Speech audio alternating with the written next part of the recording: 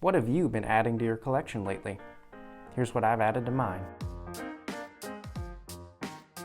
Hey everybody, welcome back to another episode of the Bourbon Hutch. Thanks so much for joining me on this journey through the world of whiskey. So it's actually been a really long time since I did any sort of proper whiskey haul video or updated you guys on what I've added to the hutch. So figured now was a good time to pause and let you know what I've added to the collection over the last maybe couple of months or so. Would love to hear in the comments as we go through this too. What have you been adding to your collection, and do you have any particular favorites that you're starting to lean towards? All right, let's dive in. We'll start with some of the more available, affordable options, and we'll work our way up to some of the more special releases that I've been fortunate enough to get my hands on. Okay, so the first bottle is one that made a lot of waves when it first came out and continues to stand up as a great new option on shelves, and that is Knob Creek 10-year-old rye. So you know you've got the Knob Creek 12-year-old bourbon, which I've been singing the praises of for years. I think that's just a phenomenal, like, $70 bottle. Add this to the list, $70 too. 10-year-old rye. Rye tends to mature a little faster than bourbon does, so really well aged. Just really solid whiskey. Very flavorful, good long finish, and well worth that $70 price point if you ask me. I'm so glad Knob Creek is continuing to make age-stated, relatively available, and pretty affordable whiskeys an option for us.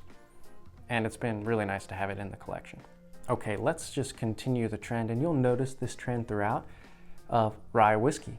This next one is kind of the brother of another great release from the year, and it's also impressive, and that is New Riff 8-year-old rye.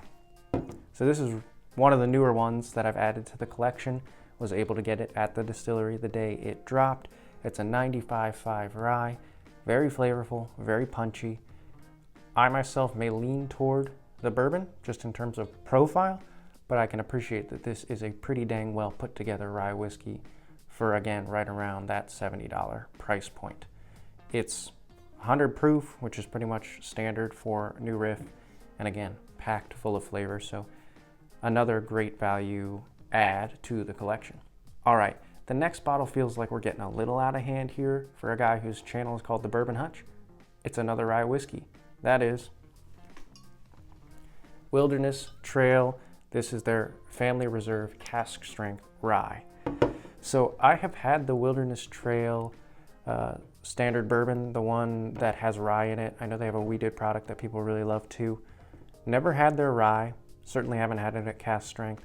Saw this at a great discount while just driving around and trying to find some new stuff to try, and couldn't pass it up. I had a really great experience with their bourbon, and I think their rye is probably going to be fantastic. Have yet to open this up, but when I find the right reason to or the right people to share it with, I think this will be one that I likely enjoy quite a bit. All right, we'll hop off the rye train now, though that isn't the last of the ryes on the list. But the next one has just really delighted me ever since I got it, and that is Green River Foolproof. This is 117.3 proof.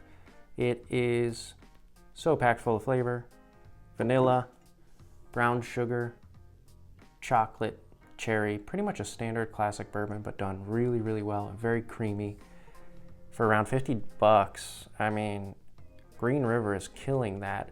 Affordable, available, and sort of new standard releases that we can all look forward to and likely get our hands on. This is a great add to the collection, and if you haven't found one for yourself yet, it's one to keep an eye out for. It also just so happens to be what I am sipping on today, so let me just dive in here for a second. Definitely powerful, but good amount of cherry. Chocolate covered cherries. Corn sweetness. And oak spice. All right, let me dive in on the palate. Cheers. That's where it really shines. Yeah, chocolate covered cherry is the main note for me. Chocolate, almost like a cherry jam. A little bit of raspberry, definitely strong, juicy red fruits.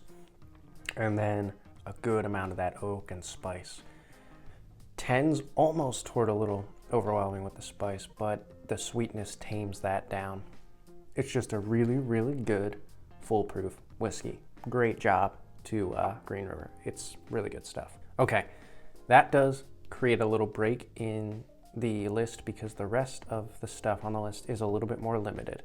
So do just want to caveat that. Now we're getting into some of the more special stuff that I'm glad to have. First on the list is small in stature but big in flavor, and that is the Old Forester 117 series High Angel Share Batch 3. Talk about cherry.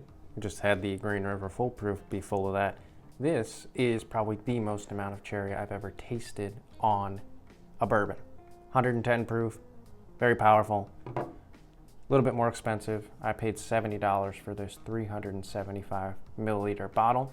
So that's, you know, less liquid for a pretty high price, but it's pretty dang good stuff. And it's been adding a lot of value to the collection because I've really enjoyed sipping on it. All right, the next one on the list, we're gonna have to go back to rye. But good news is this might be one of the best rye releases of all of 2024, and that is Little Book Chapter 8, The Path Not Taken. This is a primarily rye blend. I do think there's a touch of like 18-year-old bourbon or something like that in here, but overall, a fantastic, powerful, many-layered rye that's well worth the more premium price you have to pay, which is $150 MSRP to get this. A little bit more limited, but really happy to have picked this one up when I saw it and add it to the collection, because as soon as I tasted it, I knew it was pretty dang good, and I'm eager to see how it continues to open up. Okay, had to shift some stuff around here to make room for our last 3 bottles, all of which come from the same distillery. 2 separate trips to the distillery itself, but all from the same one. So the first is Shanks. This is the 2023 release from Michter's of their sour mash kind of experimental line. It's available for around, I think it's $100. I paid a little over that at the distillery. They do mark things up a little bit there, but really interesting. One of the more interesting whiskeys I've had in a while. Don't know if it's my favorite. It's got notes that kind of take me all over the place, but for sure it keeps you on your toes, which is kind of fun when you're drinking on a whiskey. So happy to have added this one to the collection as well. Okay, the next bottle also came from the first trip to Michter's where I got the Shanks, and I got to do a really fun experience, which is bottling your own barrel strength bourbon.